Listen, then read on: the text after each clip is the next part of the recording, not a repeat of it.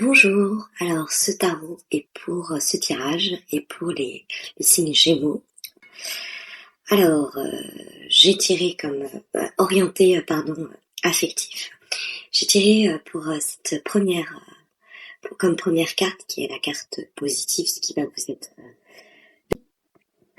la très jolie carte, très joli luminaire d'ailleurs, très jolie carte de l'étoile. Alors, l'étoile, c'est la carte par excellence de l'avenir, mais avant tout de l'espoir dans l'avenir. Croire en sa bonne étoile, on pourrait tout simplement résumer ça de cette manière.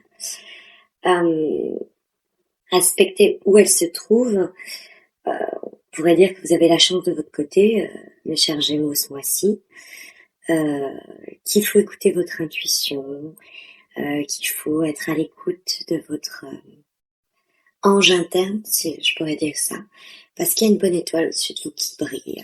Et vous nourrissez beaucoup d'espoir, puisque c'est un tirage affectif, vous avez certainement beaucoup d'espoir en amour. Vous pensez peut-être à quelqu'un, et c'est plutôt bénéfique pour vous, puisque les espoirs que vous nourrissez ne sont pas négatifs. Pourquoi je dis que c'est des espoirs amoureux, certainement pour quelqu'un ou pour une relation. Vous avez peut-être envie de construire, envie de voir un enfant, envie de vous marier, envie de construire cette chose que vous imaginez. Quand même une carte assez intérieure aussi, donc bien qu'elle soit en positif, ça veut aussi quand même dire que c'est des espoirs que vous nourrissez. Mais le destin vous est plutôt favorable et vous dit l'espoir que vous nourrissez a lieu d'être.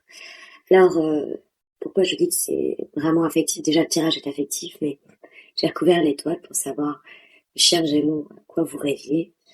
Et vous rêvez très clairement d'amour. Allez, vous avez tiré les amoureux. Alors bon, les amoureux, c'est pas la carte du soleil non plus. C'est-à-dire que c'est pas l'amour plein et sans souci. Il y a même une question de choix, toujours dans la carte de l'amoureux. Et dans le cadre de l'amour et des relations amoureuses, on est peut-être entre deux personnes et donc on est peut-être en relation avec quelqu'un, mais on rêve à quelqu'un d'autre. On est peut-être en train de rêver à pouvoir faire le bon choix. On nourrit les espoirs de peut-être prendre le bon chemin en termes amoureux. Donc, quoi qu'il en soit, vos espoirs sont protégés, quels que soient vos désirs et vos rêves en termes d'amour ou de choix. Le tarot vous dit que il est protégé. Alors,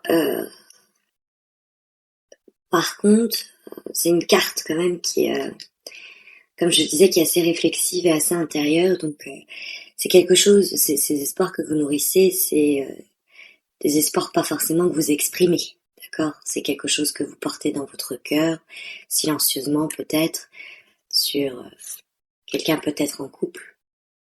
Vous-même, vous êtes en couple. Mais bon, j'ai quand même 3 personnages, hein. Donc, peut-être que vous nourrissez des espoirs, peut-être pas très très catholiques. Alors pourquoi je dis ça? C'est parce qu'en négatif, c'est-à-dire ce qui va vous être un peu difficile à gérer, vous allez tirer la carte du diable. Carte du diable, c'est une carte, vous voyez bien, vous avez 2 petits bonhommes qui peuvent nous reparler des 2 personnages ici. On a la triade qui se répète. Vous avez donc ces 2 bonhommes qui sont asservis totalement à leur instinct, qui est représenté par le diable, c'est-à-dire leur désir, leur pulsion, tout ce qu'ils ressentent d'assez fort et qui les secoue beaucoup.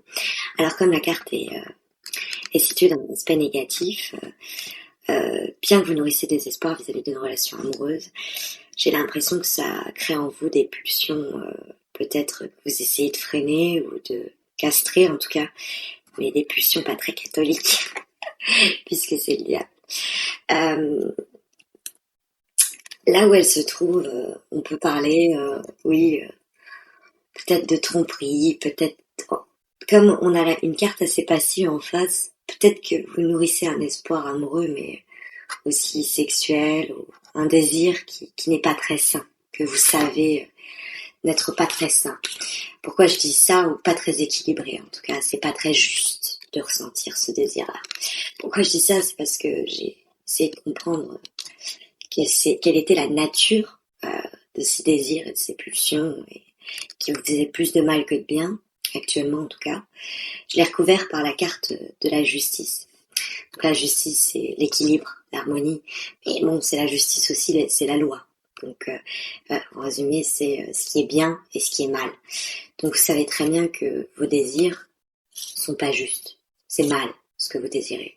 Donc, on a un désir très fort pour une relation amoureuse avec deux personnages, un choix à faire, un trio, d'accord, avec le personnage du centre qui dit alors je vais à gauche, je vais à droite, je choisis la brune, je choisis la blonde, qu'on peut comprendre aussi pour les femmes comme je choisis le blond ou le brun. Vous m'aurez compris, vous avez deux voix assez différentes, hein, deux femmes, une qui est plus âgée et une qui est plus jeune. Bref, on le voit, hein, il est entre les deux et il sait pas trop choisir. Et il y a l'amour au-dessus. Et puis c'est donc ce à quoi vous espérez, ce vers quoi vous êtes tourné, ce que vous espérez, c'est voilà, c'est un choix amoureux un peu difficile, quoi. Et donc ça éveille en vous peut-être des pulsions pas très raisonnables et c'est pas très bien, quoi. Vous savez que en termes de karma, c'est pas bon pour vous, quoi. Ça, on peut aussi comprendre que ces désirs qui sont pas mauvais, c'est-à-dire que je pense que ce n'est pas un désir purement sexuel. Vous êtes amoureux ou amoureuse, vous désirez vraiment une autre personne ou vous êtes peut-être entre deux situations. Ça peut être un seul amour, mais avec deux voies différentes. Mais bon, ce serait peut-être un peu plus complexe et un peu plus rare. Bah, vous savez que c'est pas très bien, quoi. Vous savez que vous nourrissez des espoirs, des idées pas très justes, pas très équitables.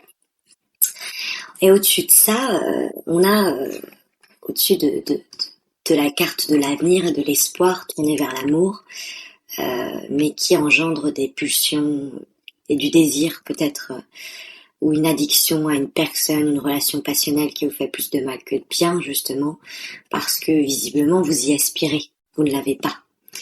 Et vous avez au-dessus, qui est, on va dire, l'influence, la vibration au-dessus de ce désir et de ces pulsions, la carte du pape. Alors, si vous voulez, vous pouvez pas avoir plus opposé que le diable et le pape, hein. Je veux dire. Enfin bon, on va pas se lancer dans. Bref, mais bon, le pape, c'est le contraire. Le pape, c'est celui qui régit le mariage, c'est la loi, c'est le sage, celui qui va dire voilà comment il faut se comporter, voilà les règles qu'il faut suivre, qui va donner un peu les lois divines. Donc on l'a au-dessus comme ça, entre ce à quoi vous aspirez, et puis les pulsions que ça réveille en vous et qui sont pas très catholiques, justement. Pourquoi je dis ça, la carte du pape est une carte un peu difficile à comprendre en vibration. C'est pas une carte très dynamique. On se dit que peut-être c'est une carte de mariage, comme je vous disais. Alors, est-ce que vous êtes marié, hein, et vous pensez à quelqu'un d'autre, vous rêvez de quelqu'un d'autre et du coup, vous êtes pas bien, quoi, parce que ça éveille des pulsions et des désirs en vous que vous savez ne pas être juste vis-à-vis du mariage, parce que ou peut-être que ce n'est pas vous qui êtes marié, mais vous brillez, enfin, vous êtes peut-être en couple et quelqu'un qui vous intéresse mais qui est marié, quoi. Pourquoi je dis ça? Parce que j'ai recouvert la carte de la lune. La carte de la lune, vous avez à nouveau, il y a quand même eu 3 personnages hein, dans vos tirages. On a aussi ici les 3 chariots, bon bref, ça sert un peu moins c'est un peu moins évident, mais on a les deux loups, hein, quand même, qui crient au-dessus de la lune. Et c'est une carte qui est très émotionnelle, qui est très émotive et qui est dans le spleen et dans la mélancolie et dans la réflexion intérieure. On garde tout pour soi, hein, on partage pas. Donc de recouvrir le pape comme ça, un homme qui est droit, un homme qui respecte les lois, qui régit le bien du mal, hein, le mal vous l'avez là, hein. S'il est recouvert par la lune, ça nous dit que ce besoin de respecter les lois, les règles, de suivre les bons conseils, on va dire ce qu'il faut faire de bien, hein, ça vous met mal, hein. Alors du coup, comme on a déjà cette carte-là du diable et des sentiments pas très sains, pas très clairs, qui mettent un désordre en vous, et avec cette carte qui redit une émotion désagréable liée à la carte de juste. On a une sorte de redite, hein. On va se dire ça un peu comme ça. C'est-à-dire que là, on avait le diable qui est genre ce qui est malsain, ce qui est pas bien, ce que vous savez être mal pour vous, qui met du désordre dans votre vie. Là, on a l'inverse, c'est-à-dire que ce qui est bien, ce qu'il faut faire, ce que vous devez, vous savez, ce qui vous reste à faire, ça vous rend malheureux, quoi. Donc, on sent que vous êtes dans une situation. C'est pour ça que je pense au mariage ou à des choses comme ça où vous êtes peut-être il y a une union légale et vous osez pas, ça vous rend malade, ça vous rend malheureux, quoi, parce que vous savez que vous pouvez rien faire, vous êtes bloqué, quoi. Pourquoi je dis ça aussi, c'est parce que voilà, la dernière carte qui est la résultante, on a une carte très dynamique en réponse à la carte très immobile et très je donne des conseils, je reste sur mon trône et je sais ce qui est bien, je sais ce qui est mal et je ne bouge pas. Vous avez en réponse le chariot. Et le chariot, c'est tout le contraire. C'est la carte du mouvement qui dit allez, on y va. Et j'ai trouvé ça assez étrange comme réponse. Peut-être que le diable va l'emporter et que mine de rien, même si vous êtes régi par ce qu'il faut faire de bien, ce qu'il faut faire de mal, la balance entre les deux, hein, que vous retrouvez ici, cette balance qui est pas équilibrée à cause du diable. Peut-être que vous allez l'envoyer en l'air et vous remettre en mouvement. Alors peut-être que sinon on peut comprendre aussi que quelqu'un va vous donner des conseils pour sortir de un homme ou une personne avec une certaine sagesse va vous donner des conseils pour sortir de ce mal-être ambiant et ça va vous permettre de rebondir. On pourrait voir ça de cette façon. Malheureusement, j'ai recouvert la carte du chariot, mais alors peut-être pas que malheureusement d'ailleurs, j'ai découvert cette carte du chariot par son opposé total, qui est la carte du pendu, l'inaction, donc mouvement, allez on y va, on fonce, et non, on stagne. Donc on pourrait dire que ça va vous permettre de sortir ces conseils ou respecter par exemple le mariage de l'autre ou même si ça vous rend malheureux ou malheureuse, ça va vous permettre sortir de cet état de sacrifice, de résignation et d'aller de l'avant. Mais bon, c'est le pendu qui recouvre le chariot, c'est pas le chariot qui recouvre le pendu. Donc moi je lis ça comme surtout ne vous vouez pas à l'immobilisme, quoi. Mettez-vous en mouvement et ne vous sacrifiez pas. On n'a qu'une vie, hein. Faut la mener à bien. Et oui, des fois, il y a un ordre, il y a une sorte de justice, il y a une sorte de gourou, de valeurs comme ça ancrées dans la société ou dans votre environnement, de ce qui est bien et de ce qui est mal. Et du coup, vous dites non, je peux pas espérer ça. Bien détrompez-vous parce que c'est quand même positif. Il y a beaucoup d'espoir quand même. Si vous nourrissez des espoirs pour cette carte, je pense que la personne à qui vous pensez, si c'est vous qui êtes marié, ça vous rend malheureux. Et puis si c'est l'autre personne qui est mariée, je pense pas que ce soit aussi facile pour elle que vous le pensez. Donc la situation en elle-même. Donc voir le chariot qui vous dit allez en avant, c'est peut-être prenez des décisions peut-être un peu plus folles que peut-être un peu plus téméraire, hein, parce que c'est ça, hein, c'est le chariot, il est lancé et rien ne l'arrête, pour sortir de cet immobilisme et puis de cette situation où vous avez l'impression de stagner, de rien pouvoir faire. Donc, ou on peut comprendre aussi, je suis désolée, hein, je reviens toujours sur cette idée de mariage, mais c'est que le pape, hein, c'est quand même pas mal ça, et puis on va en plus en rapport avec le diable. Peut-être que vous avez très envie de bouger, mais que la situation, c'est-à-dire que c'est pas vous, mais la situation dans laquelle vous vous trouvez vous bloque. Vous voulez bouger, mais non, je ne peux pas bouger parce que c'est pas bien, quoi. Le diable enfin, c'est mal d'avoir ces espoirs, ça me remplit de pulsions peut-être pas très catholiques et je sais que c'est pas la bonne manière de me comporter, alors ça me rend malheureux ou malheureuse. Donc du coup, moi j'ai envie d'aller en avant, mais on m'en empêche, quoi. Je ne peux pas, la situation m'en empêche, je suis bloquée. En carte de synthèse, vous avez eu à nouveau la justice. Donc on sent quand même que vous êtes dans une volonté d'harmonie, mais que c'est pas si facile à atteindre, quoi. Après, si on cache les cartes qui complètent celles qui sont les principales, hein, on se retrouve donc avec juste la justice au centre, comme ça.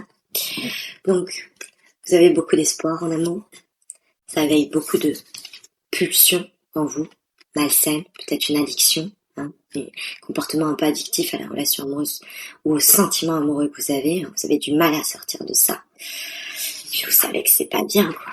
Vous essayez de dire non. Vous essayez de vous raisonner vous-même ou chercher conseil pour qu'on vous raisonne. Et puis, vous allez repartir de l'avant pour essayer de retrouver un équilibre. Donc, c'est un tirage qui est un petit peu compliqué. J'aurais envie presque de faire un tirage complémentaire ou au moins tirer une dernière carte avec vous pour voir peut-être sur le chariot et le pendu quel est on va dire, est-ce que vous vous bloquez vous-même? Est-ce que le blocage vient de vous parce que vous dites c'est pas bien, etc. Est-ce que la situation est vraiment bloquée et de toute façon vous devez aller de l'avant et laisser cette situation derrière vous? Ou est-ce que vous allez contre un mur? Bref, on va essayer de demander aux cartes un petit complément d'information. Je me rends compte là avec vous qu'il nous faut un peu plus d'informations sur ce tirage. Et donc je vais tirer une dernière carte avec vous. Ok, ermite. Bon. C'est compliqué, hein, parce que c'est une carte de mouvement et qui est recouverte par deux cartes de passivité et d'inertie. Et une carte de la sagesse. Alors le pendu et la sagesse, j'ai l'impression que concrètement, matériellement, vous avez envie d'aller de l'avant, mais que mentalement, vous pouvez pas, quoi. La sagesse, le sacrifice, la résignation vous en empêche. Alors, comme j'ai l'étoile, ici, je me dirais, allez de l'avant en gardant espoir. Parce que les astres sont de votre côté. Alors oui, ça va pas arriver tout de suite. Ok? Mais il faut que vous alliez de l'avant. Faut pas que vous lâchiez prise. Parce que même si vous pensez que c'est pas juste et que ça fait naître en vous des sentiments déséquilibrés, trompez-vous. Vous êtes beaucoup plus équilibré que vous ne pensez. Et vous, peut-être que même vous vous bloquez et vous freinez parce que vous cherchez à tout prix à vous conduire justement selon les dictats peut-être même de la société entre ce qui est bien et ce qui est mal. Parce que le pape, représentait d'une religion qui dit voilà, vous faites ça c'est bien, vous faites ça c'est mal. C'est lui qui, on le sait actuellement, qui permet d'arrondir les angles ou au contraire de les exacerber. Peut-être que tout ça c'est un poids, une armature sur vous, comme la justice là, qui vous empêche de vraiment aller de l'avant parce que vous êtes bloqué, parce que vous essayez de réfléchir avec sagesse, vous essayez de vous sacrifier pour agir, peut-être noblement, alors qu'en fait, vous aspirez à cet amour. Et puis vous êtes amoureux. D'accord? Il n'y a rien de mal à aimer quelqu'un. Donc je sais que je suis en train de me faire l'avocat du diable. J'en ai bien conscience. Mais je vous sens avoir besoin de bouger et être comme freiné. Pas cosmiquement parce que vous avez les astres en votre faveur, mais peut-être une armature beaucoup plus légale, hein. On parlait de mariage, beaucoup plus le bien, le mal, mais de façon très matérielle, pas dans votre cœur. Donc on va voir comment vont évoluer les choses pour vous, mais il y a un espoir quand même de mouvement. À vous de ne pas vous freiner en vous résignant, gardez espoir, les Gémeaux. Les astres sont avec vous et il est vraiment très clair qu'ils sont avec vous en question d'amour, quand il est question d'amour. Donc il y a de l'amour, il y a de l'espoir, il y a beaucoup de désir. Peut-être que c'est ce qui vous met mal à l'aise d'avoir ces désirs-là. Peut-être que si vous aviez que l'amour, vous vous sentiriez mieux. Mais ça fait partie, de l'amour. Donc oui, c'est peut-être pas très sain. Peut-être que le pape vous dit, ça c'est mal de désirer en dehors du mariage, ou de désirer en dehors d'une relation, ou de désirer quelqu'un qui est marié. Ça vous rend malheureux, hein. Et vous aspirez pourtant à de l'harmonie. Alors du coup, vous dites, il faut que je m'en aille, il faut que j'aille de l'avant. Mais en fait, vous êtes juste en train de vous bloquer et de vous restreindre. Il faut que vous alliez de l'avant, mais en gardant espoir. Ok? Gardez espoir dans l'amour et gardez espoir en votre astre et en votre ange qui vous protège. Voilà mes chers Gémeaux, c'est votre horoscope. Gardez espoir, n'ayez pas peur de vos pulsions, maîtrisez-les, vous en êtes capable. Faites un peu abstraction du bien et du mal comme l'entend la société. Et n'hésitez pas à aller de l'avant, et sans vous freiner, sans vous restreindre, sans vous faire du mal comme le pendu peut le permettre.